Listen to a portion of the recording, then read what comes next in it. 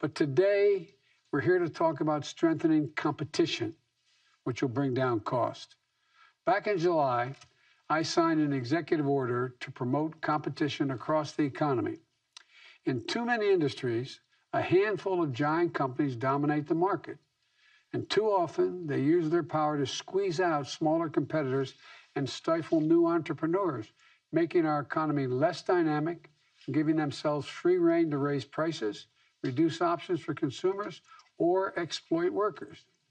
The meat industry is a textbook example on the price side. 4 big corporations control more than half of the markets in beef, pork, and poultry. These middlemen that they buy from, farmers and ranchers, and sell the processors, sell the processed product to grocery stores. That's the way it works. Without meaningful competition, farmers and ranchers don't get to choose who they sell to. Or put another way, our farmers and ranchers have to pay whatever these 4 big companies say they have to pay, by and large. But that's only half of it. These companies can use their position as middlemen to overcharge grocery stores and ultimately families. If we can hold a second, I was telling my colleagues earlier in my office that I was sitting in my kitchen yesterday, and there's a sunroom off the kitchen, and my wife was there with her sister and a good friend named Mary Ann, and she was saying, "Do you realize it's over $5 for a pound of hamburger meat? $5? Well, this is partly, the pound of beef today costs $5 compared to less than $4 before the pandemic." And here's some historical context. 50 years ago, ranchers got over 60 cents for every dollar a family spent on beef. Today, they get about 39 cents. 50 years ago, hog farmers got 40 to 50 cents for each dollar they spent. Today, it's about 19 cents. And the big companies are making massive profits. While their profits go up, the prices you see at the grocery stores go up commensurate. The prices farmers receive for the products they are bringing to market go down. This reflects the market being distorted by lack of competition. I've said it before and I'll say it again. Capitalism without competition isn't capitalism, it's exploitation. That's what we're seeing in meat and poultry, those industries now. Small, independent farmers and ranchers are being driven out of business, sometimes businesses that have been around for generations. It strikes at their dignity, their respect, and the family legacies so many of them carried for generations after generation. So I'm here as Secretary of Agriculture Tom Vilsack, former governor of the state of Iowa, and Attorney General Garland, to talk about how we can create fair markets and more opportunities for family farmers and ranchers and bring down the price at grocery stores. There are 4 pieces of our action plan. First, we're going to invest $1 billion in new and expanded meat and poultry processing capacity, funding that was included in the American Rescue Plan to revive our economy, to bring in more competition and dignity and more farmers, ranchers, and customers. We're going to invest in new and innovative small businesses and meat processors, the lifeblood of our economy.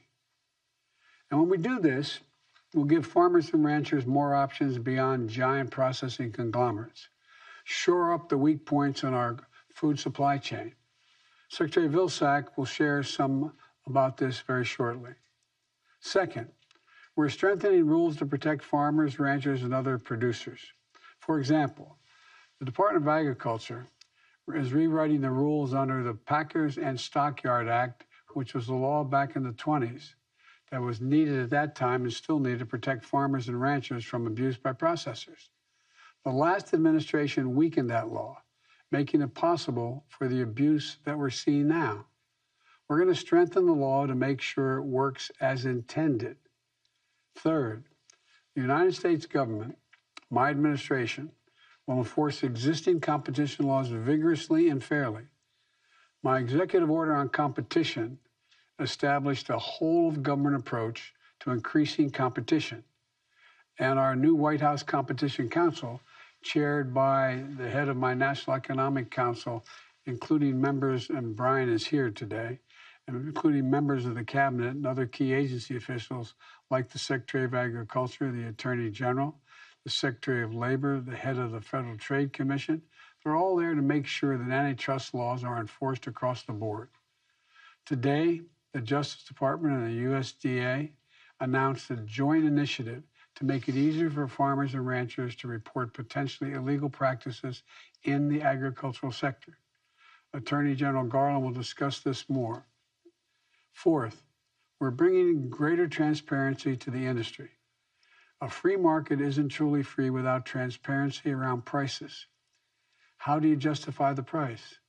And right now, that's largely disappeared in the cattle market transparency.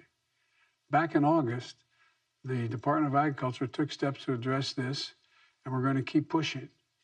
And I'm pleased to see that Congress is taking action as well to increase competition and fairness, with a bipartisan group of senators now working on legislation to make cattle markets more transparent.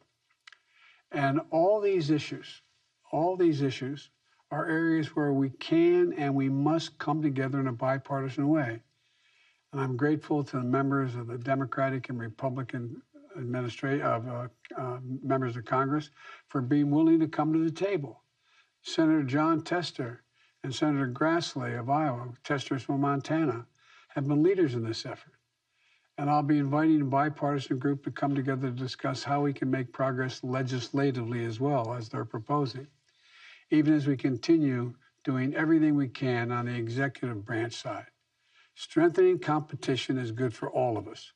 Farmers and ranchers deserve a fair shake. American families facing high prices at grocery stores deserve a fair price to put food on the table.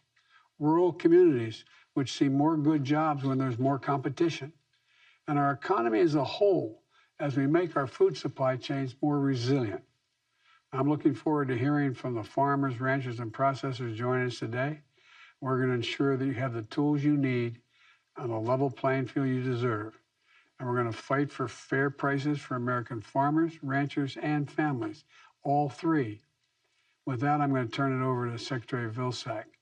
Tom, the floor is yours. Mr. President, thank you very much.